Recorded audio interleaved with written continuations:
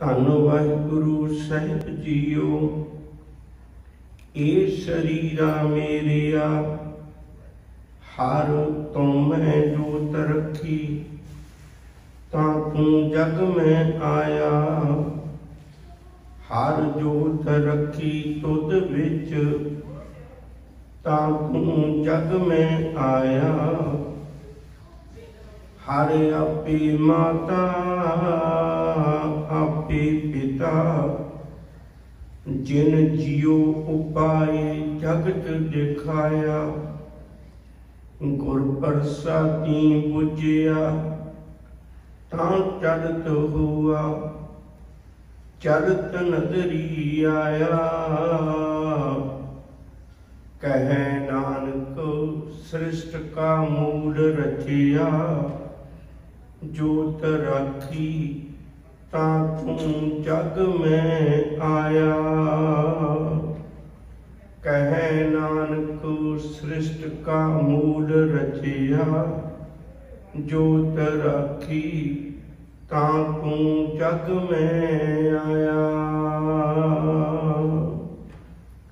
ਵਾਹਿਗੁਰੂ ਜੀ ਕਾ ਖਾਲਸਾ, ਵਾਹਿਗੁਰੂ ਜੀ ਕੀ ਫਤਿਹ।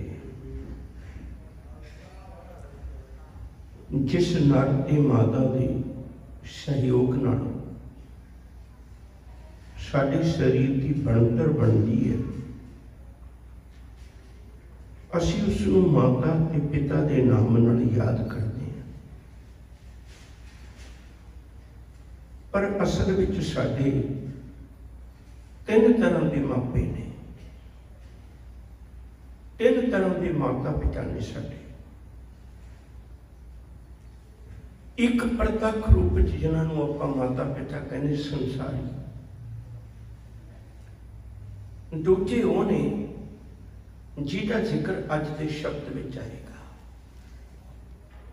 ਕਿਉਂਕਿ ਉਹ ਵੀ ਜੋਤ ਰੱਖਦਾ ਹੈ। ਜੀਵਨ ਤੇ ਤਾਂ ਹੀ ਮਿਲਦਾ ਹੈ। ਜੋਤ ਨਾ ਹੋਵੇ ਤੇ ਜੀਵਨ ਨਹੀਂ ਹੋ ਸਕਦਾ। ਇਸ ਲਈ ਉਹਨੂੰ ਵੀ ਗੁਰਬਾਣੀ ਵਿੱਚ ਹਰ ਆਪੇ ਮਾਤਾ ਆਪੇ ਪਿਤਾ ਕਹਿ ਕੇ ਸਨਮਾਨਿਆ। ਇੱਕ ਤੀਸਰੇ ਮਾਤਾ ਪਿਤਾ ਨੇ ਜਿਹੜਾ ਇਹ ਰਿਸ਼ਤਾ ਅਸੀਂ ਗੁਰੂ ਨਾਲ ਜੋੜਦੇ ਹਾਂ, ਕਿਉਂਕਿ ਗੁਰੂ ਦੇ ਘਰ ਵਿੱਚ ਵੀ ਸਤਿਗੁਰ ਕੇ ਜਨਮੈ ਗਵਨ ਮਟਾਇਆ। ਸਤਿਗੁਰੂ ਦੇ ਘਰ ਵੀ ਇੱਕ ਸਾਡਾ ਜਨਮ ਹੁੰਦਾ ਹੈ, ਤਾਂ ਜਿਹਦੇ ਘਰ ਜਨਮ ਹੋਵੇ ਉਹ ਮਾਤਾ ਪਿਤਾ ਨੇ। ਇਸ ਲਈ ਗੁਰਦੇਵ ਮਾਤਾ, ਗੁਰਦੇਵ ਪਿਤਾ, ਗੁਰਦੇਵ ਸੁਆਮੀ ਪਰਮੇਸ਼ਰ ਇਹ ਜ਼ਿਕਰ ਕੀਤਾ ਸਤਿਗੁਰੂ ਜੀ ਨੇ। ਗੁਰਦੇਵ ਨੇ ਰਹਿਮਤ ਕੀਤੀ, ਜਿਹੜੇ ਦੁਨਿਆਵੀ ਮਾਤਾ ਪਿਤਾ ਨੇ ਉਹ ਇੱਕ ਸਰੀਰ ਮਾਸ ਦੇ ਲੋਥੜੇ ਨੂੰ ਜਨਮ ਦੇ ਸਕਦੇ ਨੇ, ਪਰ ਇਹਦੇ ਵਿੱਚ ਜੋਤ ਨਹੀਂ ਉਹ ਰੱਖ ਸਕਦੇ।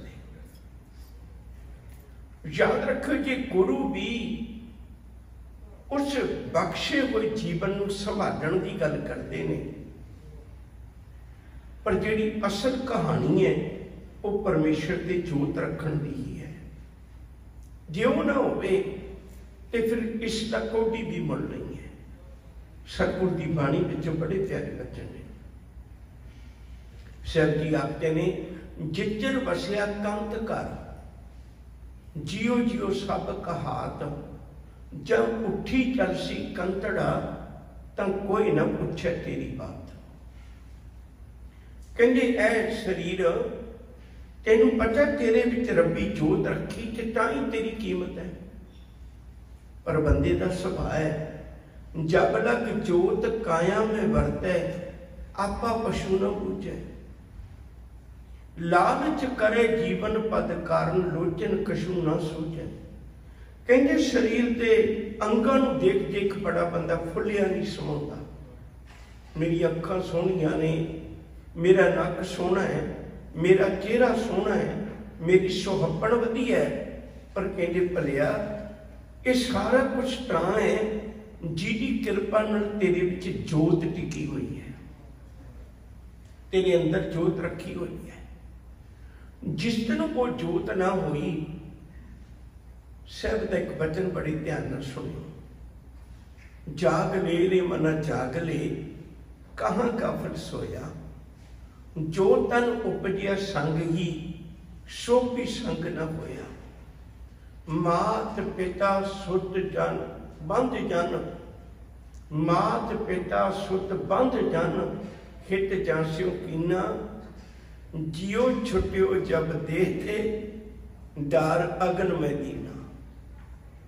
2 दिन भी घर रखना औखा हो जाता है। जिन्ना चर रबी जोत है, इहदा खर्चा बहुत थोड़ा है, बहुत थोड़ा खर्चा है।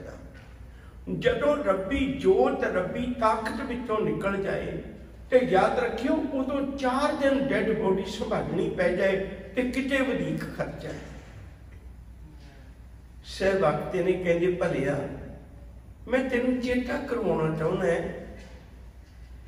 आपे ही करना कि वो कल आपे ही ते धारी है। देखे कीता अपना धर कच्ची पक्की सारी है, जो आया सो चल सी सब कोई आई बारी है। अगली पंक्ति, जिसके जीव प्राण है क्यों साहिब मनो बसारी है। अपन हथी अपना आपे ही काज सवारी। जिन्हें जोत रखी उस तो बिना कोई रख भी नहीं सकता। जिन्हें तेरे अंदर जोत टका के तेनू उतो बिना तेरा कोडी मुल भी नहीं पैना, ते उसे नूं भुलाई रखता बंदा सारी जिंदगी। दुख की गल यह है जी तो बिना इहदा कोई जीवन नहीं, ते उसे नूं सारी जिंदगी भुलाई रखता, उसे नूं पिसारी रखता है। एक गुरदेव का वचन बड़ा प्यारा है, वो कह के आप अगे तुरांगे गल। सतगुरु जी की बाणी विच बहुत थावां ते संवाद करके गल समझाई हुई है। संवाद मतलब एक दूजे विच विचार चर्चा, क्योंकि मनुखी सुभाव है ये गलबात करना, ये राही सौखा समझ लेंदा है। साहब कहते एक बारी मैं गलबात करदियां सुनिया, आ जिहड़ी देही है ये पत्नी बन के ते जिहड़ा इहदे च रब्बी अंश है वो पति बन के गल्लां करनी सी। आ जिहड़ी देही रूप पत्नी है ये अंदर वसते रब्बी अंश नूं कहण लगी भी तू एक गल दस, मैं किहड़ी कसर छड्डदी है तैनूं प्यार करन च, किन्ना प्यार करनी है तैनूं, पर मैं हैरान है तेरे तो, तू छड्ड के किवें चला जाना मैनूं, तू छड्ड के ना जाया कर।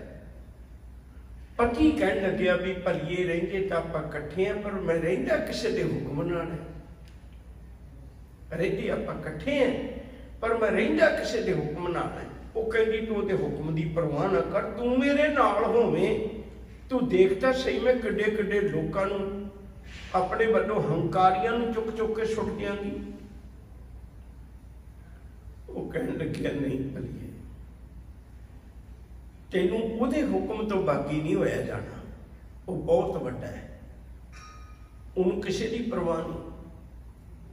हुण पति ने तो गल्लां सच दियां कह दित्तियां, पर पत्नी ने समझियां नहीं। उहने आख्या मैं प्यार दे जाल च फसा लांगी, नहीं जाण दियांगी। होया कि भी एक दिन आज्ञा आई ते पति उठ के चला गया, पिछे आ मिट्टी का भड़ोला खाली रह गया। सतगुरु की बाणी च वचन ने बड़े प्यारे, धन कहे, धन मतलब स्त्री, धन कहे तू बस मैं नाले, प्रिय सुख बासी बाल गोपाले, तुझ बिना हो किट ही ना लेखै, बचन दे छोट न जासा ही। फिर कहया हाँ हुक्मी बंदा, ओ भारो ठाकुर जिस कान न छंदा, जिचर रखै तिचर तुम संग रहना, जा सदे ता उठ सदासा ही। जो प्रिय बचन कहे तन साचे, धन कछू न समझे चंचल काचे, बहुर बहुर पिर ही संग मांगे, ओ बात जाने कर हासा ही। आई आज्ञा पिरे बुलाया, ना तन पूछी ना मता पकाया, ऊठ सुधारियो छूटर माटी, देख नानक मिथन मुहासा के। कहते बंदे काहदा हंकार करना है, जय सिर रच रच बांध तपाग, सो सिर चुंच सवारे काग, इस तन धन का क्या करवैया, राम नाम काहे न दृढ़ैया, कहत कबीर सुनो मन मेरे, यही हवाल होएंगे तेरे। सारा कुछ उस रब्बी जोत करके है, तेरे करके कुछ भी नहीं है। मत सोची दुनिया में कोई ऐसा होगा, बैठा संधा संग इकट्ठा होया, औखद आए रास बिच आप खलोया, तां तेरी जीवन की डोरी बदनी जे उन्हें कृपा कर दी, जो उन्हें रहमत कर दी। भुलेखे च ना रवी, तेरे अंदर जोत रखी है। कुछ गल्लां अज दे शब्द नाल संबंधित होर ने, ते फिर आपां विचार करनी उहदे लई लोड़ींदी है। दुनिया दे अंदर जिहड़े लोग ने ना, उन्हां दी सोच सिर्फ जात तक खलोती है, वो जोत तक नहीं पहुंच पाते। गुरमत ने सानू जोत का पल्ला पकड़ाया। रब नूं कहा भी रब जोत है, गुरु नूं कहा भी गुरु जोत है, सानू कहा भी तुहाडे विच जोत है रब दी। पर बंदा जोत की पहचान नहीं करता, जात की करता है। ते सतगुरु ने कृपा की, जात दीयां वंडियां के कारण तुसीं देखो कदे विपरवादी सोच ने एक एक गल वंड के रख दी, एक एक गल वंड के रख दी। गुरु ने सारियां गल्लां छड्ड के फिर इकट्ठा कर दिता। कह लगे जोत नूं देखेगा सारी दुनिया तेनों अपनी नजर आएगी, जात नूं वेखेगा सारे वक् वखरे नजर आउणगे, जोत नूं वेखिया एक नाल रिश्ता बन जाएगा। फिर कहेगा एक पिता एक सके हम बारक, तू मेरा गुरु भाई, फिर एक नजर आउणगे सारे, फिर वखरेवा नहीं होएगा। बड़ी वड्डी चोट सी उस वेले दे समाज उत्ते, जिहड़ा जात बरादरियां के नाम ते जूरिया सी, उहनूं जोत के नाम ते पहचान करवाउणी। मैं बहुत बड़ी बेनती करना, एक कौम इहो जिही है सब दा भला मंगदी है, एक कौम इहो जिही है सब नूं गलवकड़ी च लैंदी है, एक कौम इहो जी गरीब अमीर दा कोई वितकरा नहीं करती। सारा कुछ हो जाने के बावजूद भी फिर भी ये पवित्र ग्रंथ दे जिहड़ी समुचे जगत नूं असीसां देंदी है, फिर भी ये पन्ने क्यों पाड़े जाते हैं? ये मैं बहुत बारी अर्ज करना, उसका कारण सिर्फ इको ही है, क्योंकि जिन्नी भी विपरवादी सोच है उहदे ते एक एक गल ते टका के सतगुरु जी ने टकोर की हुई है। उन्हें बड़ी वड्डी टकोर है। गुरमत जिहड़ी है वो जोत नूं देख के पंगत विच भी इकट्ठे कर देंदी है ते संगत विच भी इकट्ठे कर देंदी, वखरेवा नहीं रहन देंदी। गुरु ग्रंथ साहिब विच किसी नूं जात दे नाम ते बाणी लिखण दा मौका नहीं मिलिया, जोत दे नाम ते सारे इकट्ठे होए। पंजां प्यारियां दी चोण जात दे नाम ते नहीं हुई, पंजां प्यारियां दी चोण जोत दे नाम ते हुई है। तो अज सच्चे पातशाह ने एक गल मैनूं गुर चेते आ गई, रखनी नहीं चाहता दिल च। ख्याल करियो, जदों 1674 सन विच शिवाजी मराठा उदों महाराष्ट्र के इलाके में जिहड़ा अजोका है, उधर इलाके नूं जित के वो राजा बनिया, तख्त ते बैठना सी। ब्राह्मण ने उन्होंने आग्ञा नहीं दी भी तू बैठ नहीं सकता क्योंकि तू छतरी नहीं। उन्होंने कोल होर कोई बंदा काबल भी नहीं सी। कह लगे फिर किवें हो सकता है? उन्हें उस वेले उन्होंने समय 50 लाख रुपये का 11,000 ब्राह्मणों नूं लगातार 4 महीने भोजन छकाया, तो उन्हें आग्ञा दी भी हुण तू तख्त ते बैठ सकना। अज भी तुसीं देखो जिन्नी भी सोच है वो विपर दे दुआले घूमती है। गुरु जी ने बड़ी वड्डी दात बख्शी है। इस शब्दों में साहब कहते ने मना ये शरीरा मेरे आ, ये मेरे शरीर अज मैं तेरे नाल गल करनी चाहना है। हर तुम में जोत रखी, तेरे विच जोत रखी है। जोत करके तेरा जीवन है, शरीर करके जीवन नहीं है। मत सोचो शरीर ते भावें किसी का किड्डा ही अमीर घराने च पलिया होवे। साहब ने बड़ी गहरी विचार बख्शी है। चोआ चंदन मर्दन अंगा, अखीर च सारे नाल की हुंदा है, अमीर इत्थे नहीं कहना भी मेरी वाली आगो कोई वखरी वालो, अमीर इत्थे नहीं ना कहता भी मेरे बाल संस्कार कोई वखरा करो। हाँ असी बाहरी दिखावे दियां चीज़ां वखरियां कर सकने, बॉक्स भी वखरा हो सकता है, पर अग इको जिही है प्यारिओ। चोआ चंदन मर्दन अंगा, सोतन जलै काठ के संगा। कबीर गर्भ ना कीजिए चाम पलेटे हाड, हैबर उपर छतर तरते फुन धरनी गाड़। जिन्हां दे नाल तुरियां नगारे बजदे ने, जिन्हां दे नाल तुरियां छतर चलदे ने, एक दिन वो भी इस धरती की कुख विच समा गए।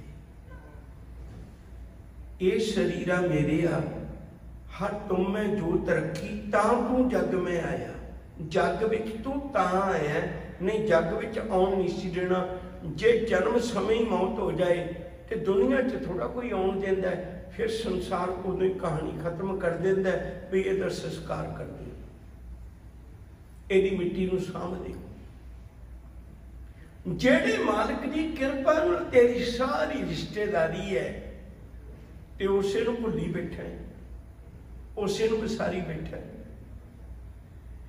ये शरीरा मेरे आ, तुम में जोत रखी तां तू जग में आया। हर जोत रखी तुध विच तां तू जग में आया। तेरे विच रब ने जोत रखी है कि तां ही तू दुनिया च आया है। एक शब्द पर होर अज अपना ध्यान दिओ। बंदा अक्सर कह दिंदा कई बारी भाई जे तुहाडे च हिम्मत है तो मेरे सामने आके वार करो। साहब कहते जिस दिन उन्हें जोत लेके जानी है ना, वो पिठ पिछे वार नहीं करता, सामने वार करता। दो ही दीवी बुलंदियां मलक बैठा आए, गढ़ लीता घट लुटिया, दीवड़े गया बुझाए। जांदा होया तेरे दीवे बुझा के गया, आउंदियां दीवे नहीं बुझाए। आउंदियां तो वेख लिया सी मौत आ रही है, पर तू कर कुछ नहीं सकता। दुनिया च किन्ने डॉक्टर ने, किन्ने वैद ने। लुकमान नूं किसी ने पूछा सी, लुकमान दुनिया भर का प्रसिद्ध वैद है। लुकमान नूं किसी ने पूछा सी भी तेरे कोल मौत की किहड़ी-किहड़ी दवाई है, मौत तो बचण की किहड़ी-किहड़ी दवाई है। लुकमान खिड़खड़ा के हसिया, कहता तुसीं सच नहीं मनना मेरी गल दा। कहने नहीं, कहने मेरे कोल कोई दवाई नहीं। ਇਹ ਤਾਂ ਜਿਹਨੂੰ रखना ਹੁੰਦਾ दवाई रास आ जाती है, ਜਿਹਨੂੰ नहीं रखना ਹੁੰਦਾ दवाई मूँह 'ਚ ही पई रह जाती है। वैद कहे हूँ ही भला, दारू मेरे बस, ए तो बस्ट गोपाल की जापा वैले खस। मत इस शरीर ते मान करियो, ਇਹਦੇ ਵਿੱਚ ਵਸਦੀ ਜੋਤ ਨੂੰ ਪਹਿਚਾਣ ਲਿਓ ਪਿਆਰਿਓ। ਉਹਦਾ ਸ਼ੁਕਰ ਕਰੀਏ ਜਿਹਦੀ ਜੋਤ ਨਾਲ ਤੇਰਾ ਜੀਵਨ ਹੈ। बाकी तो सारा कुछ बाद में ही कमाया। घर वड्डा हो सकता है, धन दौलत वड्डी हो सकती है, कारोबार वड्डे हो सकते हैं, वो सारा कुछ बाद में है। जिदन जोत लै गया कुछ भी नहीं पैना पल्ले, खाली तुर जाएगा। हर जोत रखी तुद विच तां तू जग में आया। हर आपे माता आपे पिता। मैं देखिया लोग बड़े उलामे दिंदे ने, भाई गुरदास जी ने भी बड़े चुन चुन के उलामे दिते ने। उस पुरख नूं जिहड़ा माता पिता की सेवा नहीं करता, माँ प्यो पर हर सुने वेद भेद न जाने कथा कहानी। माँ प्यो पर हर करे तप बनखंड भूला फिरे पिबाणी। माँ प्यो पर हर करे पूज देवी देव न सेवक माणी। माँ प्यो पर हर नहावना 68 तीर्थ घुमन बाणी। माँ प्यो पर हर करे दान बेईमान अज्ञान प्राणी। माँ प्यो पर हर करे वर्त मरमर जम्मे भरम भुलानी। गुर परमेश्वर सार ना जानी। कहते माँ बापां की सेवा नहीं की, पर भलिया ऐ माँ बाप की तू कदे भी नहीं सेवा करता। हर आपे माता आपे पिता, उदी सेवा की है? उदी आज्ञा च चलना, रब्बी आज्ञा च चलना। देखो तुसी, मैं बहुत बारी बेनती करना अपने बच्चे नूं 10 डॉलर दियां कि मेरी मर्जी ना खर्च के ना आवे, मैं अगली बारी उन्होंने गुस्से होवांगा कि पैसे देन लगे संकोच करांगा। रब किड्डा दयालु है, अखां नाल असीं कदों निरंकार वेखने, बेकार ही वेखने हैं, पर एक दिन भी इतराज नहीं करता। वो कदे तो मेरी दित्ती दात नूं योग वरत लै, कदे तो मेरे हत्थां दिते हुए हत्थां नाल, कदे तो मेरे दिते पैरां नाल, कदे तो मेरी दित्ती सोच नाल सोच लै, कदे तो शुक्र कर ले मालिक दा, कदे तो धन्नवाद कर ले मालिक दा जिन्हें जोत रखी है। और ये जोत कोई रख भी नहीं सकता, कोई कढ़ भी नहीं सकता उस तो बिना, फिर भी उन्होंने भुलाई बैठे। हर आपे माता आपे पिता, वो तो बड़ा वफादार है। माता पिता किसी के विरोधी थोड़ा होंगे ने। जिन जियो उपाए जगत दिखाया, जिन्हें विच जियो पाया तां तू जगत नूं देखिया, नहीं जगत ही नहीं सी देख पाना, वो तो बिना किवें देखेगा। अगली पंक्ति बड़ी प्यारी, इनू ध्यान नाल समझियो ते बड़ा कुछ इस पंक्ति च छुपिया होया। गुर प्रसादी बुझिया तन चढ़त हुआ चढ़त नदरी आया। इस पंक्ति के 3 तरीकों आपां 3 हिस्से करके अर्थ करांगे। गुर प्रसादी बुझिया, हाथ जोड़ बेनती करा, जदों भी गुरु घर आओ ना, घरों ही तुरन लगे सोच के आया करो भी मैं अज कुछ समझण चले, सीखण चले, गुरु कोलों लैण चले। साडे मन च भावना नहीं होती, बुझना है, इस बुझारत नूं बुझना है, मेरे कोलों नहीं बुझी जानी।